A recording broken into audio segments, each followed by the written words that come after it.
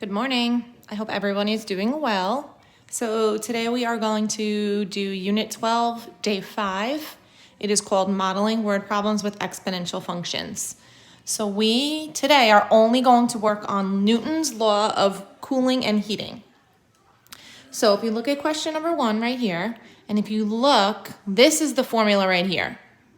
Looks a little complicated, a lot of T's going on with different subscripts. But so before we do that, I'm going to take the same type of example or the same type of formula, and I'm just going to put easy numbers into it like this. So basically, we're going to have to read the word problem, and we're going to have to pick out the key information, and then we're going to sub it in just like this. So the first part of Newton's law of cooling and heating is going to be to solve for K. This variable up here, it's in an exponent. Then we have all these other extra numbers in there. So the very first thing you need to do is you need to take this number that's being added right here, the 2, and we need to subtract it and bring it over to the other side. So the very first thing that we do is we would subtract that 2, bring it over to the other side. Okay, so 100 minus 2 is 98 equals. Now right here in parentheses I have 11 minus 3, right? So I know that 11 minus 3 is 8. So basically I have an 8, an E, and a negative 2K exponent. So from the assessment that you took and from last week's work, this looks very similar to PERT. It just has numbers in it, okay? So the next thing we need to do is we need to get this E, which is our base, to be by itself. Right now it has the 8 attached to it by multiplication. So to get rid of it, I just divide by 8. So now I do 98 divided by 8 is 12.25 equals E to the negative 2K. Once you get here, this is Benn form. You need to change it to a log. So it's going to be log base E of 12.25 is equal to your exponent, which is negative 2K. Left-hand side gets plugged into your calculator in the log base. Okay, so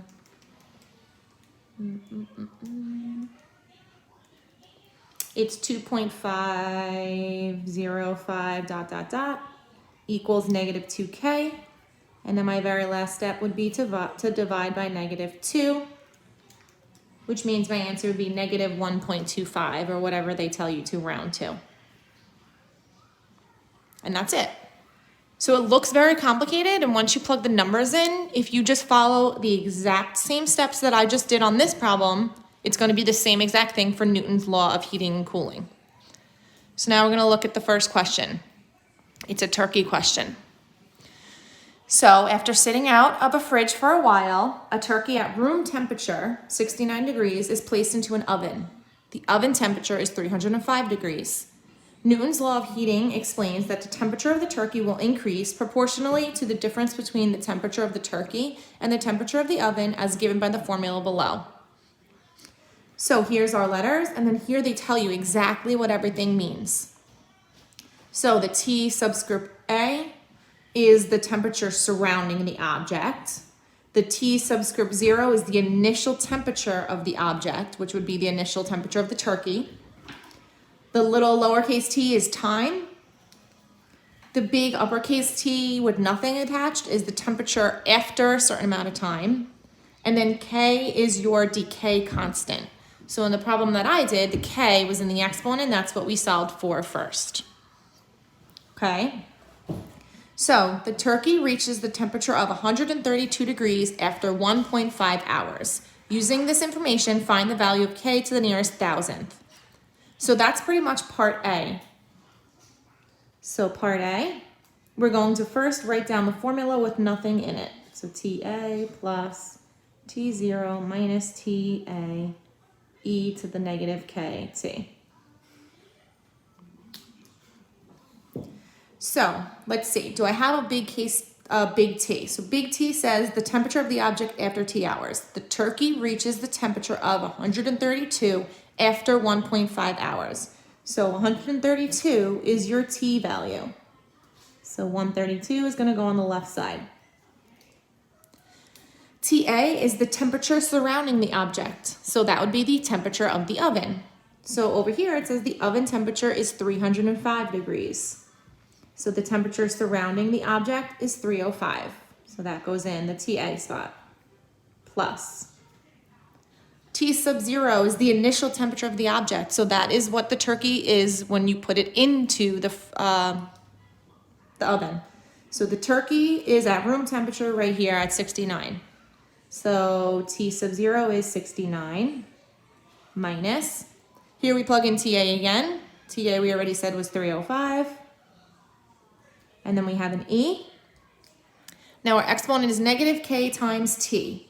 So it told us here that it was 132 degrees after 1.5 hours. So for right now, our T is 1.5. So right here, I'm gonna have negative 1.5 times K. Right? So negative, the 1.5 went into the K. The negative just because that's what's part of the exponent, and then the K is what we're solving for. So if we look, that looks almost identical to the one that I did on the paper before, just with bigger numbers. So the very first thing you're going to do is you're going to subtract over this number that's all the way being added. So 132 minus 305 is negative 173 equals. Now our parentheses, we can actually do that number. So 69 minus 305 is negative 236. E to the negative 1.5K. E is our base, which means we got to get rid of whatever number's in the front, which means we had to divide it out. So I'm going to divide by negative 236. So I have negative 173 divided by negative 236, which is 0.7330, dot, dot, dot, equals E to the negative 1.5K. So here we have then, base exponent number, we're going to change it to log. So log base E of that 0.733 number equals negative 1.5K. So here you plug it into log base. So when I do that, I get negative 0.310 dot, dot, dot equals negative 1.5K. And then my last step would be to divide by negative 1.5. Sorry. So divide by negative 1.5. Rounding to the nearest thousandth. So tenths, hundredths, thousands. You should have 3 decimal places. Your K value should be 0.207. So K equals 0.207. Okay, so that's the first part of the question. Now, after where it says 1,000, it says, use the resulting equation to determine the Fahrenheit temperature of the turkey to the nearest degree after 4 hours. Second part's always easier because it's just straight plugging into your calculator. It's not solving like we did this. So for the second part over here, we want to figure out the temperature of the turkey. So we're not going 1.5 hours anymore, and it's not going to be 132 degrees. But the 305 is going to stay the same. The initial temperature is going to stay the same. The second 305. And now we're going to have E to the, now it's negative 0.207 because that's your K value. And now it's telling us to go to 4 hours. So my exponent is going to be times 4. So notice, all numbers to the right-hand side. You're solving for the left-hand side.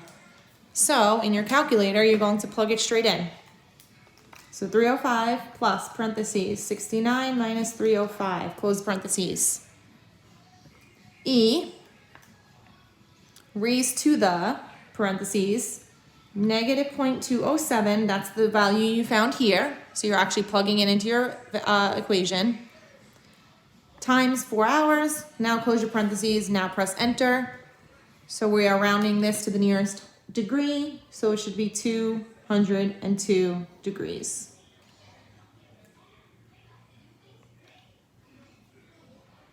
Okay. All right, so if you go to the next question, so on the next page, it should look like this after heating up a teapot. So it doesn't have a number next to it. You're gonna just label number 2. And then underneath the teapot question, you have another turkey question with a number 3 next to it right here. Okay, mine just happens to, just depending on if you printed it out or not. So number 3 is down here, and then the rest of the question is up here, 3 continued.